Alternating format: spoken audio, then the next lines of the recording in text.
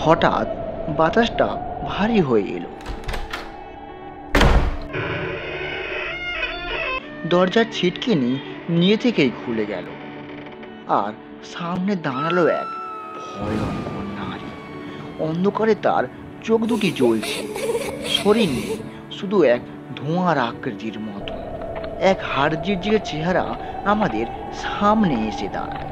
চুল খোলা, চুলগুলো বাতাসে উড়েই চলেছে, চোখে আগুন, কিন্তু মুখে এক বিষাদের ছাপ। নাম তার রূপমঞ্জুরি। নমস্কার, আমি অর্ণব, আর আপনারা শুনছেন বিটি রেডিও স্টেশন .0। এখানে কিছু ভয়, কিছু আতঙ্ক আর কিছু সত্য ঘটনা নিয়ে আমি চলে আসি। ঠিক তেমনই আজকের একটা আমাদের তান্ত্রিক ও চৌধুরী বাড়ির ভয়ঙ্কর আত্মার গল্প নিয়ে আমি চলে এসেছি। গল্পটা শুরু করা যাক। আজকের গল্পের নাম হলো তান্ত্রিক ও চৌধুরী বাড়ির ভয়ঙ্কর আত্মার গল্প।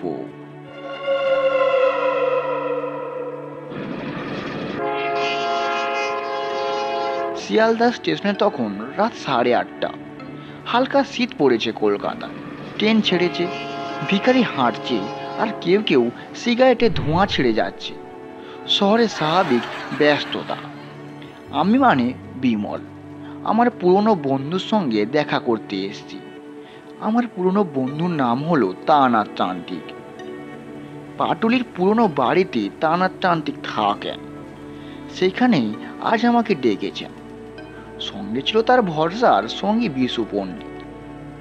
চায়ের কাপ হাতে তাঁত আমাকে বললেন, বিমল, আজ একটা নতুন জায়গার ডাক এসেছে। বাঁকুড়ার এক পুরনো চৌধুরী বাড়ি। ভদ্রলোক নিজেই চিঠি লিখেছেন।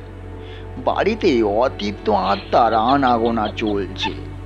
রাত হলেই অদ্ভুত সব কান্নার আওয়াজ, আর ঘড়ির কাঁটা বন্ধ হয়ে যাওয়া, আর গৃহকর্মীদের উধাও হয়ে যাওয়া।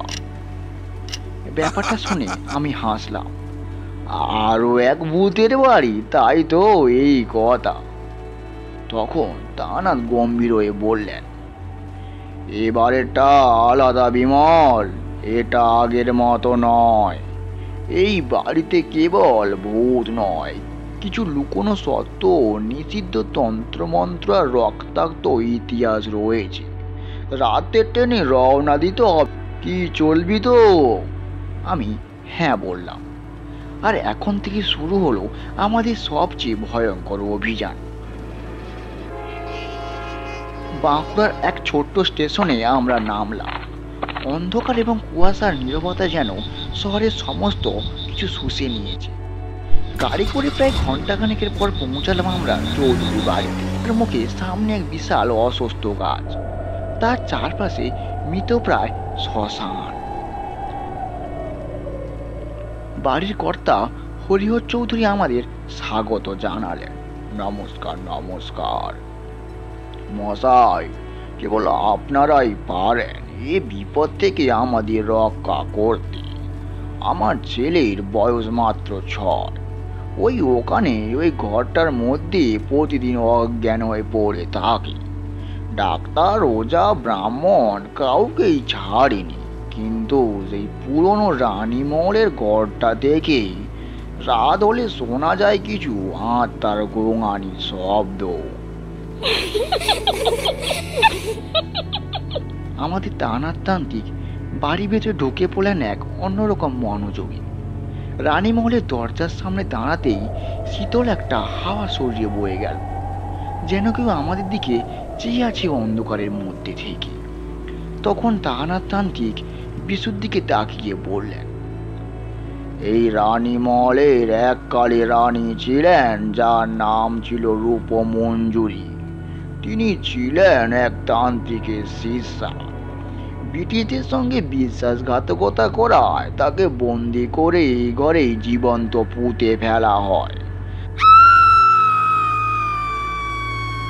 তার আত্মা আজও মুক্তি পায়নি। প্রতিশোধের আগুন জ্বলছে তার মনের মধ্যে। আমি কাঁপতে কাঁপতে বললাম, তান্ত্রিক, যদি তার আত্মা সত্যি আছে তবে আমরা বাঁচবো কি করে গো?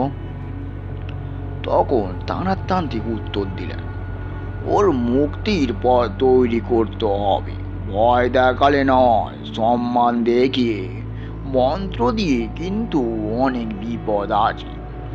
এই বাড়ির কেউ একজন চায় না যে ওই আত্মা মুক্তি পাক। সে নিজেই লালসায় পাষণ্ড হয়ে উঠেছে। রাত তখন 12টা। আমরা রানীমহলের সামনে বসেছি। তানার একখানা কালীতন্ত্রের বই খুলে মন্ত্রপাঠ শুরু করেছেন। বিশু ধূপ জ্বালিয়েছে। হঠাৎ ঘড়ির কাঁটা থমকে গেল একেবারে মাঝরাতে। এক নারীর কণ্ঠ শুনলাম, তোমরা আবারও এসেছ আমাকে মুক্তি দিতে নাকি? আগে যারা এসেছিল তাদের রক্ত কি দেখিনি? আমি চাই প্রতিশোধ, আমি চাই চৌধুরীদের রক্ত, আমি রক্ত চাই। আমি আর বিশু প্রায় জমে গেছি। রানীমহলের দেয়ালে হঠাৎ লাল ছোপ রক্তের মতো নিচে গড়িয়ে পড়ছে। তানার চোখ বন্ধ করে মন্ত্র বলে চলেছেন, ওং ইং ক্রিং কালিকা মহাকালিকায় চামুণ্ডায় নমঃ। আত্মা চিৎকার করে উঠল। বাতাসে এক ঝড় ওঠে। রানীমহলের দরজা নিজে থেকেই খুলে গেল।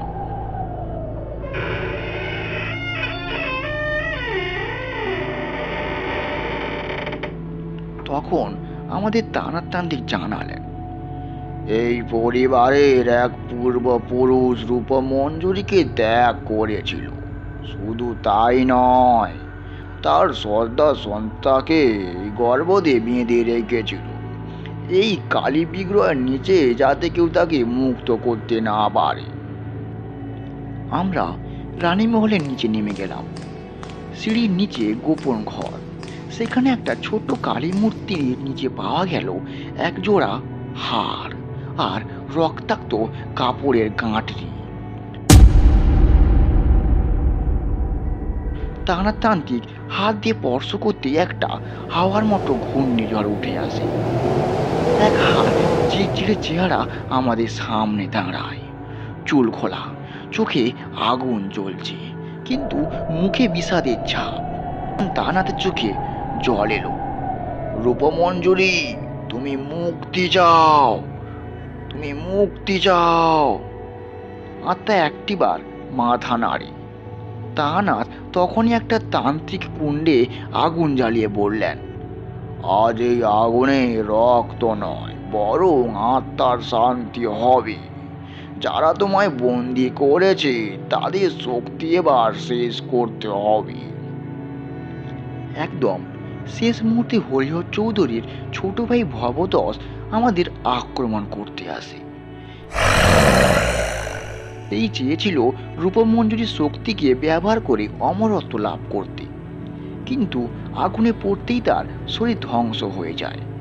আর রানীমহলের চারপাশ থেকে যেন একের পর এক প্রশান্তি ছড়িয়ে পড়ে। সকালে যখন চৌধুরীবাবু বাড়ি ছাড়ছে, রানীমহলের জানলার কাঁচে দেখি এক মহিলা দাঁড়িয়ে আছে। সে হাসছে, তার হাসা পরিতৃপ্ত। কলকাতায় ফিরে এসেছি, কয়েকদিন কেটে গেছে, কিন্তু মনটা অদ্ভুত ভারী হয়ে আছে। রানীমহলের জানলায় রূপমঞ্জুরির সেই হাসি যেন চোখে লেগে গেছে এখনো। আমাদের তান্ত্রিক বাড়িতে গিয়ে দেখি তিনি নিঃশব্দে বসে আছেন।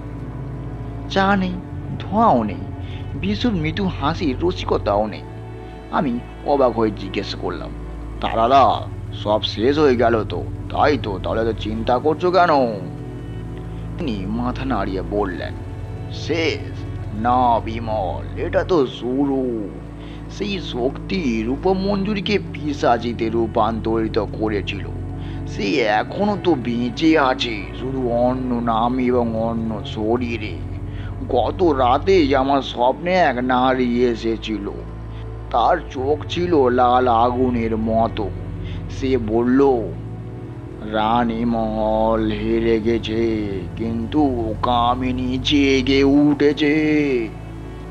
আমি গলা শুকিয়ে বললাম, কামিনী? সেই আবার কি? তারাদা মৃদু সুরে বললেন, চৌধুরী পরিবারের কুলদেবতা ছিলেন ত্রিনয়নী কালী। এই বিগ্রহের নিচে আটকে ছিল এক তান্ত্রিকের আত্মা, কামিনী। ১০০ বছর আগে এক ব্রাহ্মণ কন্যা, যাকে বলিতান্ত্রিকরা বলি দিয়েছিল কামরূপী, তার অশরীর সত্তা আজও শক্তিশালী, এবং সে আমাকে খুঁজেই চলেছে। রাত তখন ২টা বাজে। পাটুলের বাড়িতে অন্ধকার। হঠাৎ জানলার পর্দা উড়ে গেল।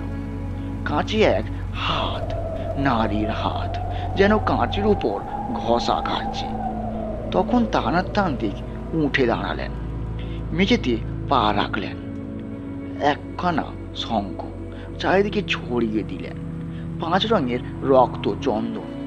বিশু কাঁপতে কাঁপতে বলল, দাদা, ও আসছে, দাদা, ও আসছে, কাছে এসছে দাদা, দাদা, ও আসছে। এক নারী কণ্ঠ শুনলাম, করুণ, কিন্তু ভেতরে কিছু ভয় লুকানো। তুমি আমাকে বন্ধ করে রেখেছিলে শতাব্দী ধরে। আমি কামিনী, এখন আমি মুক্ত, এবং আমি চাই তোমার রক্ত, তোমার রক্ত চাই আমি। তখন তারানাথ মন্ত্র জপ শুরু করলেন, ওং হিং ক্রিং ব্রিং চণ্ডিকায় নমঃ। হঠাৎ বাতাস ভারী হয়ে গেল। দরজার ছিটকিনি নিজে থেকেই খুলে গেল, আর সামনে দাঁড়ালো এক নারী। অন্ধকারে তার চোখ দুটো জ্বলছে, শরীর নেই, শুধু এক ধোঁয়ার আকৃতি। তখন তারানাথ বললেন, কামিনী, তুই যা চাস তা আমি দিতে পারবো না, কিন্তু তুই যদি মুক্তি চাস তবে আয়, তন্ত্রযুদ্ধে আয় আমার সঙ্গে। আমরা আবার বাঁকুড়ার পথে। চৌধুরী বাড়ির মাটির নিচে ছিল এক গোপন অংশ, যাকে বলে তন্ত্র ঘর। সেখানে কামিনীকে বন্ধ করে রাখা হয়েছিল। তারানাথের হাতে ত্রিশূল, বিশুর কাঁধে রুদ্রাক্ষের মালা। আমি শুধু আতঙ্কিত দর্শকের মতো দাঁড়িয়ে রইলাম। সেই ঘরে ঢুকে পড়তেই দেখি আমি মাটির তলায় আঁকা এক বিরাট ত্রিভুজ, তার চারপাশে পোড়া মোমবাতি, আর ঠিক মাঝখানে কামিনীর রক্তার্ত মুক্তি। তখন তারানাথ ধূপ জ্বালিয়ে দিলেন। এই স্থানে রক্ত বলির অভিশাপ আছে। কামিনীকে আটকে রাখা হয়েছিল, কিন্তু তার শক্তি এই ত্রিনয়নী মূর্তির মধ্যে হারিয়ে দেওয়া হয়েছিল। এখন সেই বিগ্রহ ভাঙতে হবে, তবে শাস্তি কিন্তু হবেই হবে। আমি চিৎকার করে উঠলাম, বিগ্রহ ভাঙা পাপ, এই ভয়ঙ্কর পাপ, এ আমি সহ্য করতে পারছি না। তখন তান্ত্রিক বললেন, বিমল, দেবীকে নয়, ভেঙে দিতে হবে সেই অভিশপ্ত চক্ষু, যা কামিনীর আসন। তা না হলে কামিনী প্রতিটি পুরুষ আত্মাকে ধরে এক্ষুনি খেয়ে ফেলবে। রাত তখন ১২টা। কামিনী আর্তনাদ ছড়িয়ে পড়েছে পুরো চৌধুরী বাড়ি। চারিদিকে ধোঁয়া, বজ্র ও শিকল ছেঁড়া শব্দ। রানীমহল থেকে উড়ে আসছে পোড়া পাখির পাল। তারানাথ ত্রিশূল হাতে দাঁড়ালেন। কামিনীর ছায়া ধীরে ধীরে ঘিরে ধরেছে তাকে। আমি ছিলাম পুরুষের লাল সার বলি, এখন আমি হব সর্বনাশের রানী। তারানাথের গলায় বজ্র মন্ত্র, ওং কালী পাপ কালী মহাকালিনী কামিনী বিনাশিনী নমঃ। তারানাথ ত্রিশূল ঘোরাতে ঘোরাতে কামিনীর দিকে ছুঁড়ে মারলেন। এক বিকট শব্দ, এক বিকট আলো। কামিনী চিৎকার করে যেন হারিয়ে গেল কুয়াশার মধ্যে। তখন চৌধুরী বাড়ির ছাদের মাথায় এক নারী কণ্ঠ শোনা গেল, শুধু শান্তি নয়, আমি চাই ন্যায়। গভীর এক নীরবতা পালন হলো। পরদিন সকালে রানীমহল ছিল শান্ত। চৌধুরী বাড়ির বিগ্রহ কেবল একটি ছোট ফাটল, আর কোথাও কোনো অশরীর অস্তিত্ব নেই। তখন তারানাথ ধীরে ধীরে হাঁটলেন, রানীমহলের বারান্দায় গিয়ে বললেন, বিমল, ভূতের ভয় অনেক সময় আমাদের নিজেদের অন্যায়ের ফল। কামিনী কোনো পিশাচ ছিল না, সে ছিল আমাদের সমাজের ঘৃণ্য পাপের নিঃস্ব সখী। আমি কিছু বললাম না, মাথা নিচু করে হাঁটতে লাগলাম।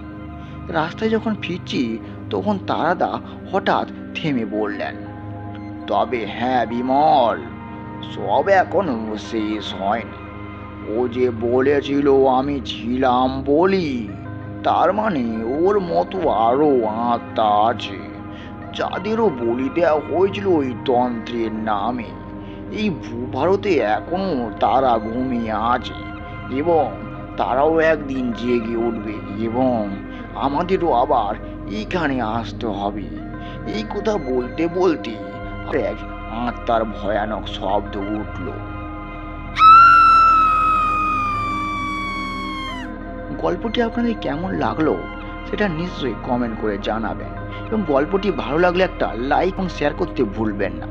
এবং এইরকম আরও নিত্য নতুন ভয়ের গল্প শোনার জন্য আমাদের চ্যানেলটি সাবস্ক্রাইব করে আমাদের সঙ্গে থাকুন, এবং এর দ্বিতীয় পার্ট দেখার জন্য আমাদের চ্যানেলটি সাবস্ক্রাইব করে রাখুন।